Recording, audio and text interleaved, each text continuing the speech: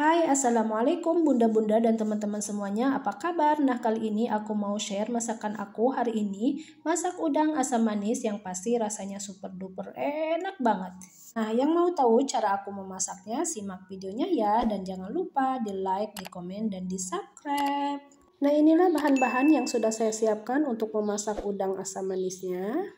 Nah, untuk bumbu yang akan saya haluskan ada bawang merah, bawang putih, 1 ruas jahe, dan 5 lembar daun salam.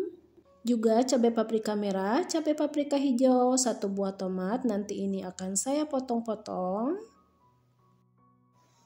Ada asam jawa juga yang sudah saya siapkan. Tentunya juga ada udang, ini udangnya besar-besar ya, sudah saya cuci bersih dan sudah saya buang untuk daleman udangnya. Untuk bumbu istannya, kaldu ikan, garam, gula, merica bubuk, dan juga ketumbar bubuk.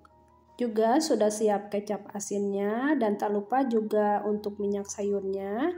Nah, ini juga ada brokoli yang sudah saya potong-potong seperti ini dan ini sudah saya cuci bersih untuk brokolinya. Nah, ini untuk bawang putih, bawang merah, tomat dan juga jahenya akan saya chopper. Ini saya potong-potong terlebih dulu. Kemudian untuk semua bumbunya ini akan saya chopper kasar ya. Nah, seperti ini menchopper bumbunya sedikit kasar ya, tidak terlalu lembut. Lalu tuang minyak sayur secukupnya saja untuk menumis. Nah, dirasa minyak sudah panas, masukin semua bumbunya.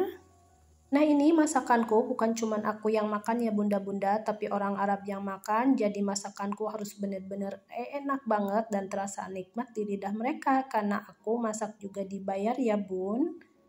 Oke, lanjut ini saya menaruh bumbu instan yang sudah disiapkan dan juga daun salamnya. Urak-arik, tumis hingga benar-benar tercium bau harum, matang dan tanah untuk bumbunya ya. Dan juga menaruh 1 sendok makan pasta asam jawa. Karena orang Arab suka banget dengan rasa kecut-kecut ya bunda. Dan juga ada kecap asin, ini saya menggunakan kira-kira 3 sendok makan. Juga menaruhnya cabai paprika merah juga hijau. Ini sudah saya potong-potong untuk cabai paprikanya. Lanjut, ini saya menaruh udang yang sudah dicuci bersih. Kemudian urak-arik hingga tercampur merata bumbu dan juga semua bahannya. Urak-arik hingga udang terbaluti dengan bumbu supaya nanti bumbunya lebih meresap ke daging udang ya. Ya, pasti semua orang berbeda-beda selera ya cara memasak, sesuaikan selera masing-masing saja ya. Tapi ini cara memasak aku ya bunda-bunda seperti ini.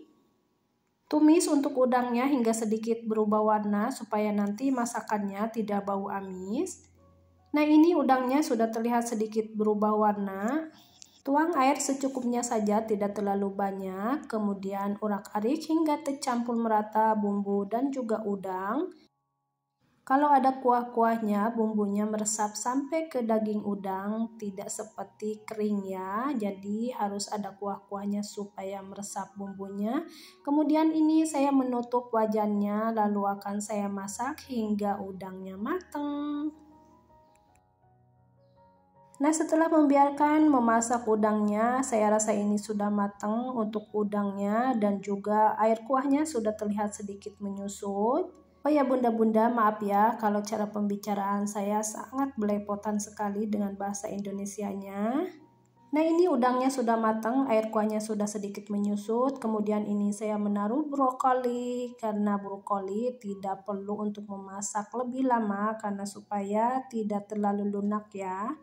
Masih ada tekstur brokolinya jadi agak krek-krek gitu ya bun, jadi tidak terlalu lunak banget untuk memasak brokolinya.